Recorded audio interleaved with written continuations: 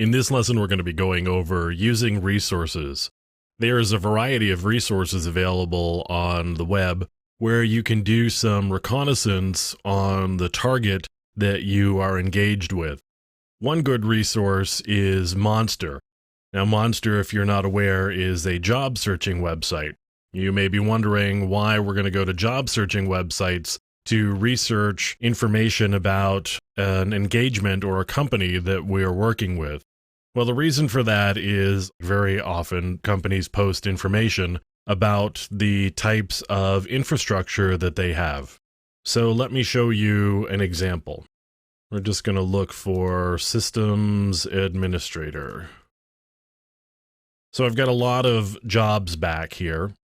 And if I look down through the listings, I can see some information about the types of systems that different companies are working with.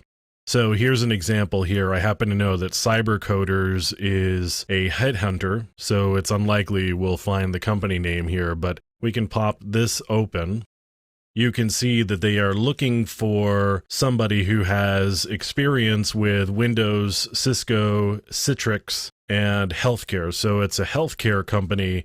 It's using Windows, and they're also using Cisco probably for their network hardware, and they are using Citrix for probably some sort of virtualization solution.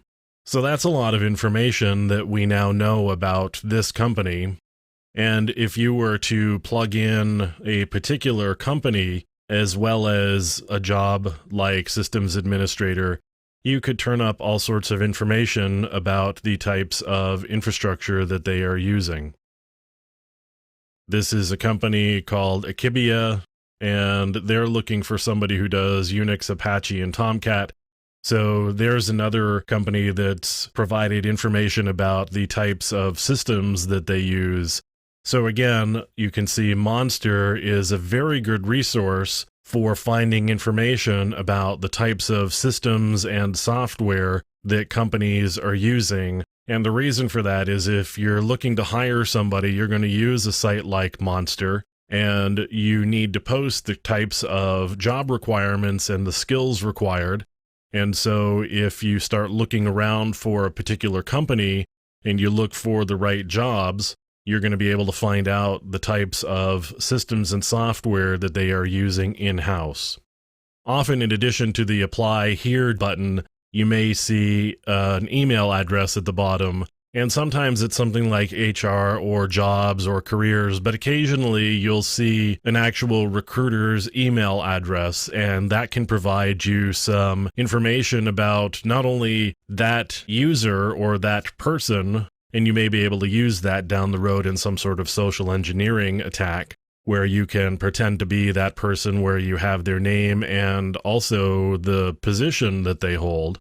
You can also make some determinations probably about email addresses for other people in the company, and you may be able to use those as well.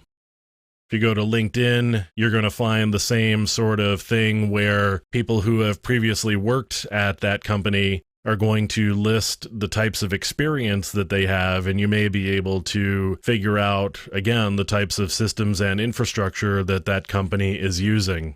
Facebook or other social networking mechanisms like Twitter, for example, you could do some searching for companies or users that you have found in other ways and see if you can find some information about things that they have posted about the things that they do at their job, the types of systems that they work with, or sometimes people will slip and post things like, we had a major outage because we were off on Apache. It's really not a good idea to do that sort of thing, but sometimes people make mistakes and they don't get caught. So there's all sorts of resources available on the web to find out the types of systems and software, as well as information about users and people within different companies, and you can use that to your advantage when you start looking to exploit vulnerabilities down the road.